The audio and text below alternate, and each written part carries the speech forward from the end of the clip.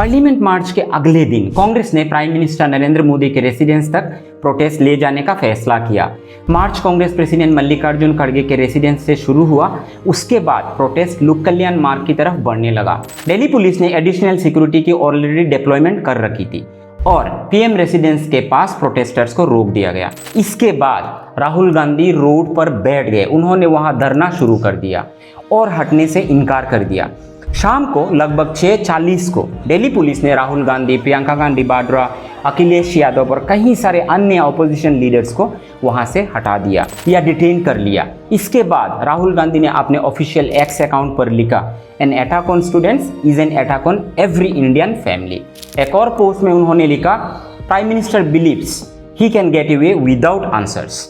राहुल गांधी ने देश के लोगों से अपील की कि स्टूडेंट्स के साथ वो खड़े हों और पीएम रेसिडेंस के बाहर प्रोटेस्ट ज्वाइन करें। तो हमने डिसीजन लिया कि हम प्राइम मिनिस्टर के घर के सामने जाके धरना करें और जो स्टूडेंट्स की इशू है, जो देश के लिए सबसे जरूरी इशू है और जो उनके खिलाफ किया गया है, वो हम नेशनल अटेंशन में लाएं और प्राइम मिनिस्टर का घर के सामने जाके करें। उनका कहना था स्टूडेंट्स की आवाज को इग्नोर नहीं किया जा सकता।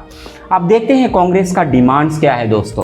कांग्रेस की मांग है पार्लियामेंट में नीट और पेपर लीक इशू पर डिस्कशन हो, education minister Dharmendra Pradhan resign करे, स्टूडेंट्स पर एलिज्ड पुलिस एक्शन की अकाउंटेबिलिटी फिक्स हो और इंजर्ड स्टूडेंट्स को जस्टिस मिले। पहला धर्मेंद्र प्रधान और अमित शाह का रेजिग्नेशन, दूसरा कि स्टूडेंट्स को जिन्होंने मारा है, जिन्होंने ह्यूमिलिएट किया है, उन पर एक्शन लिया जाए और जो भी स्टूडेंट्स पर केसेस हैं उनको हटाया जाए। अब सरकार का स्टैंड भी देख लेते हैं। यूनियन मिनिस्टर जितेंद्र सिंह के मुताबिक सरकार एजुकेशन पर पार्लियामेंट में डिस्कशन करने के लिए तैयार थी, लेकिन उनका क्लेम है कि राहुल गांधी ने डिस्कशन के साथ साथ एजुकेशन मिनिस्टर के रेजिग्नेशन की एडिशनल डिमांड भी रख दी और प्रोटेस्ट के दौरान अपनी डिमांड को बदल दिया। ये गवर्नमेंट का एक वर्जन है। कांग्रेस का कहना है सिर्फ डिस्कशन का एश्योरेंस देने से काम नहीं चलेगा। जब तक एजुकेशन मिनिस्टर रेजिग्नेशन नहीं करते और अकाउंटेबिलिटी फिक्स नहीं होती, तब तक प्रोटेस्ट कंटिन्यू चलता रहेगा। इस प्रोटेस्ट में मल्लिकार्जुन खड़गे, प्रियंका गांधी वाड्रा, अखिलेश यादव और सुप्रिया सुले भी मौजूद थे।